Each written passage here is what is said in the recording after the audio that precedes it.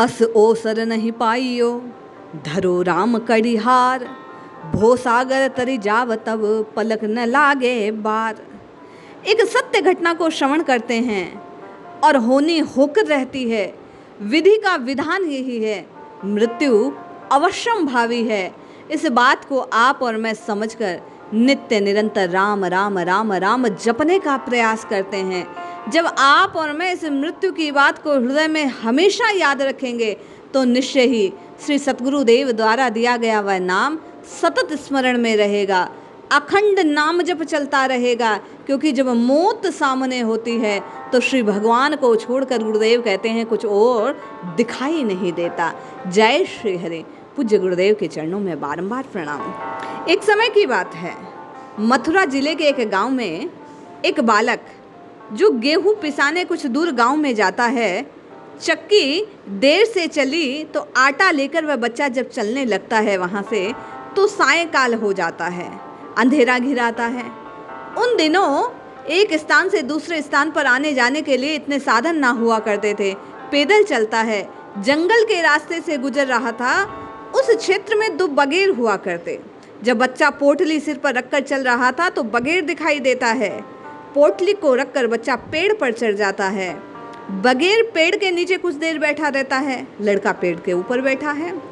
अब रात्रि होने को आई, कुछ चोर उधर से गुजर रहे थे, देखा आटे की पोटली, इधर उधर नजर दौड़ाते हैं तो पेड़ के ऊपर बच्चे को पाते हैं। पूछते हैं क्यों बैठा है? बच्चा बोला बगेर खा जाएगा। चोर कहने लगे अरे भाई, वह तो कब का भाग गया, उतर, तुझे घर पहुंचा देते हैं।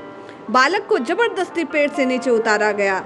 चोरों ने उसे गांव तक पहुंचा दिया। लड़का अपने घर चला गया, पर डर के मारे बार बार कहता बगेर खा जाएगा, बगेर खा जाएगा, बगेर खा जाएगा। घर वालों ने बच्चे को समझा बुझाकर सुरक्षित एक कोठरी में सुला दिया। रात्रि को वही चोर उस मकान में सेंध लगाने के लिए नकब लगाते हैं। जब देखा वह बच्चा वहां बगेर से बचाकर लाए थे तो वे चोर बिना चोरी किए वहां से चले जाते हैं। परंतु जाते हुए घर में घुसने के लिए जो नकब लगाया था उसे हटाना भूल जाते हैं।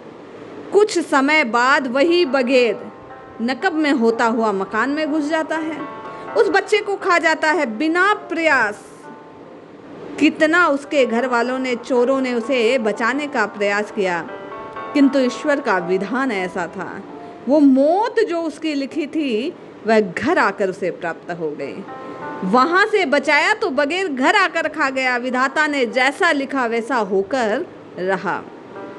इसी प्रकार न जाने विषय वासनाओं में लिप्त रहते रहते एक दिन आपकी और मेरी मौत भी आमने सामने आ जाएगी। हम आप शायद पहचान पाएं या ना। इससे पहले आप और मैं इन संत महात्माओं की वाणी, इन सत्य कथाओं की विधि का विधान है कि मौत सबको आनी है, होनी होकर रहेगी। इसलिए आप और मैं चेतें, नित्य निरंतर इन संत वाणियों को श्रवण कर राम राम राम राम राम जपे। क्योंकि केवल और केवल एक राम नाम, भो सागर तरी जाव जब, पलक न लागे बार। जब आप और मैं नित्य निरंतर राम राम राम जपना आरंभ करेंगे, मन की मलिनताएं दूर होगी, मन स्वच्छ होगा। फिर वो एक बार का सुमिरन जिसके करने से आप और मैं कल्याण को प्राप्त हो सकते हैं, वह अवश्य होगा।